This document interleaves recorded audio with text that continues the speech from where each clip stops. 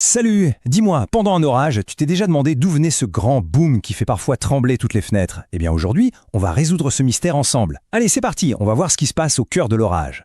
Tu sais, ce bruit très fort qui peut faire un peu sursauter, ce gros boom, c'est ce qu'on appelle le tonnerre. Mais qui fabrique tout ce bruit dans le ciel? D'où est-ce qu'il peut bien venir ce grondement? En fait, pour comprendre le tonnerre, on doit d'abord parler de son grand frère, l'éclair. Tu vas voir, ils sont inséparables.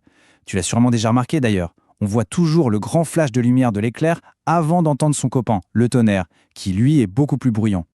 Alors, un éclair, c'est quoi? Imagine une étincelle géante, mais alors vraiment géante, faite d'électricité. Elle peut voyager super vite entre les nuages, ou même d'un nuage jusqu'au sol. C'est un spectacle incroyable, et c'est là que notre histoire de bruit commence. Ok, donc l'éclair est super lumineux et super rapide. Mais il a aussi un secret, un super pouvoir incroyable qui va tout nous expliquer. Et ce super pouvoir, c'est sa chaleur. Attention, prépare-toi, ça va chauffer. Pour te donner une idée, imagine la surface du Soleil. C'est l'un des endroits les plus chauds qu'on puisse imaginer, pas vrai? Là-bas, il fait à peu près 5500 degrés. C'est déjà brûlant. Et maintenant, attention, accroche-toi bien. Un seul tout petit éclair, il chauffe l'air tout autour de lui jusqu'à 30 000 degrés. C'est 5 à 6 fois plus chaud que la surface du Soleil. C'est complètement dingue, non? Et c'est ça, la clé de notre mystère. Alors, qu'est-ce qui se passe quand on chauffe l'air qui nous entoure aussi vite et aussi fort? Eh bien, c'est justement là que tout le bruit commence à se fabriquer.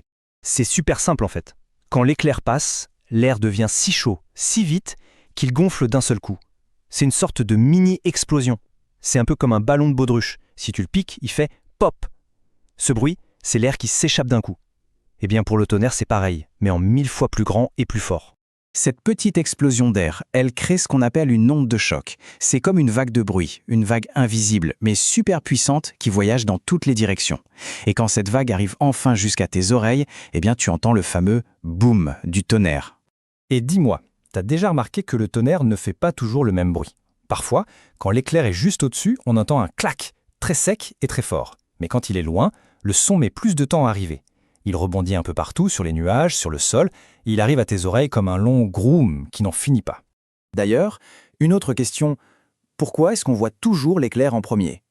Ce n'est pas du tout un hasard. C'est tout simplement parce que la lumière et le son font la course. Et il y en a un des deux qui est beaucoup, mais alors beaucoup plus rapide que l'autre. La lumière de l'éclair, c'est la championne du monde de vitesse. Elle arrive à tes yeux presque instantanément. Le son du tonnerre, lui, est un peu plus lent, un peu plus paresseux. Il prend son temps pour arriver. C'est pour ça qu'il est toujours en retard à la fête.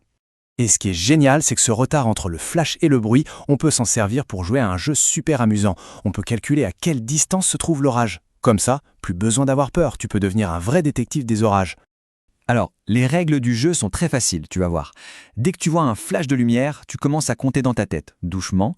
1, 2, 3, 4, et hop, tu arrêtes de compter dès que tu entends le tonnerre. Après, il suffit de diviser le nombre que tu as trouvé par 3. Par exemple, si tu as compté jusqu'à 6, tu fais 6 divisé par 3, et ça fait 2. Ça veut dire que l'orage est à 2 km de toi. Facile, non? Voilà, maintenant tu sais tout.